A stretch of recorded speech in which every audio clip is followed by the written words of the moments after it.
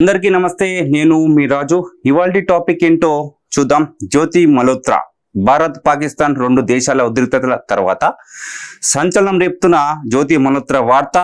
ఆమెపై ఎఫ్ఐఆర్ నమోదైంది. ఆ విషయాలంటే ఇవాళ చూద్దాం. పాకిస్తాన్ కు రహస్యాలను చేరవేస్తున్న కేసులో జ్యోతి మల్హోత్రాను పోలీసులు అరెస్ట్ చేశారు. సంచలనం రేపుతున్న ఆ అంశాలు ఏంటో ఇవాళ తెలుసుకుందాం. హర్యానాకు చెందిన ట్రావెల్ బ్లాగర్ జ్యోతి మల్హోత్రాను పాకిస్తాన్ కోసం గూఢాచార్యం చేస్తుందని ఆరోపణలపై అరెస్ట్ చేశారు. ఆమె భారత సైనిక స్థావరాలు కదలికలకు సంబంధించిన రహస్య సమాచారాన్ని పాకిస్తాన్కు చేరవేసిందని అధికారులు అనుమానిస్తున్నారు.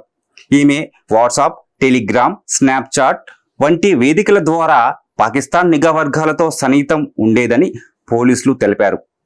జ్యోతి మల్హోత్రా 2023లో పాకిస్తాన్ను 2 సార్లు సందర్శించిందని ఢిల్లీలోని పాకిస్తాన్ హై కమిషన్లో పనిచేస్తున్న ఎహసాన్ ఉర్ రహీం అలియాస్ డానిష్ అనే వ్యక్తితో ఆమెకు పరిచయం ఏర్పడిందని ఎఫ్ఐఆర్లో పేర్కొన్నారు పోలీసులు.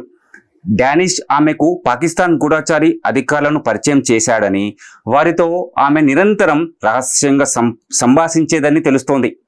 ఆమె పాకిస్తాన్కు చెందిన అలీ అహ్మద్తో కలిసి బాలి కూడా వెళ్ళిందని దర్యాప్తులో తేలింది. ఆమె తన యూట్యూబ్ ఛానల్లో పాకిస్తాన్కు అనుకూలంగా కథనాలు పోస్టు చేస్తూ ఉండేదని, తద్వారా పాకిస్తాన్ గురించి సానుకూల దృక్పథం కలిగేలా ప్రయత్నించిందని పోలీసులు భావిస్తున్నారు. జ్యోతి మల్హోత్రాను శనివారం అరెస్ట్ చేశారు. ఆమెను హిజార్ పోలీసులు అరెస్ట్ చేసి అధికార రహస్యాల చట్టం కింద కేసు నమోదు చేశారు. ప్రస్తుతం ఆమెను 5 రోజుల పోలీస్ కస్టడీకి పంపారు. ఈ కేసుపై మరింత దర్యాప్తు కొనసాగుతోంది. ఎఫ్ఐఆర్లో చేర్చిన మరికొన్ని ముఖ్య వివరాలు చూద్దాం. జ్యోతి మల్హోత్రా పాకిస్తాన్లోని బస ప్రయాణ ఏర్పాట్లను అలీ అహ్మద్ అనే వ్యక్తి చూసుకున్నాడని, అతనే ఆమెను పాకిస్తాన్ నిఘా భద్రతా అధికారులకు పరిచయం చేశాడని ఎఫ్ఐఆర్లో పేర్కొన్నారు పోలీసులు. ఆమె షాకీర్, రానా, షహబాజ్లను కూడా కలిసినట్లు తెలిపింది. ఆమె షాకీర్ అనే వ్యక్తి నెంబర్ను తన ఫోన్లో జట్ రందావా అనే తప్పుడు పేరుతో దాచిపెట్టిందని, తద్వారా ఎవరికి అనుమానం రాకుండా జాగ్రత్త పడిందని పోలీసులు గుర్తించారు. 2023లో పాకిస్తాన్ నుంచి తిరిగి వచ్చిన తర్వాత కూడా ఆమె వాట్సాప్, టెలిగ్రామ్, స్నాప్చాట్ వంటి ఎన్క్రిప్ట్ వేదికల ద్వారా వారితో నిరంతర సంబంధాలు కొనసాగించిందని ఎఫ్ఐఆర్లో పేర్కొన్నారు పోలీసులు. భారతదేశంలోని ముఖ్యమైన ప్రదేశాలు, సైనిక కదలికలకు సంబంధించిన రహస్య సమాచారాన్ని ఆమె వారికి చేరవేసిందని పోలీసులు అనుమానిస్తున్నారు. ఆమె పాకిస్తాన్ నిఘా వర్గాల సూచనల మేరకు సోషల్ మీడియాలో పాకిస్తాన్కు అనుకూలమైన కథనాలు, వీడియోలు పోస్టు చేస్తూ ప్రజల్లో పాకిస్తాన్ పట్ల సానుకూల దృక్పథం కలిగేలా ప్రయత్నించిందని కూడా ఎఫ్ఐఆర్లో పేర్కొన్నారు పోలీసులు. ఆమె ఒక పాకిస్తాన్ నిఘా అధికారిని ప్రేమించి అతనితో కలిసి బాలి కూడా వెళ్ళిందని దర్యాప్తులో తేలింది. కేంద్ర దర్యాప్తు సంస్థల సమాచారం మేరకు పోలీసులు ఆమెను అరెస్ట్ చేశారు. ఆమె ల్యాప్టాప్, మొబైల్ ఫోన్ను స్వాధీనం చేసుకుని విశ్లేషణ కోసం పంపారు.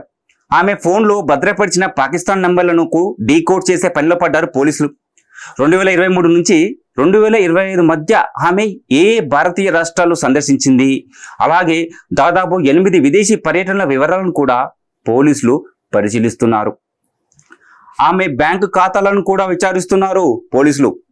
ఈ కేసులో మరిన్ని వివరాలు రానున్న రోజుల్లో వెల్లడి కావచ్చు.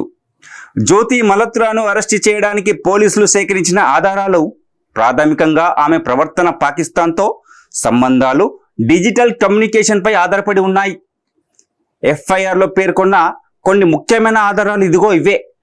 పాకిస్తాన్ హై కమిషన్లో పరిచయం.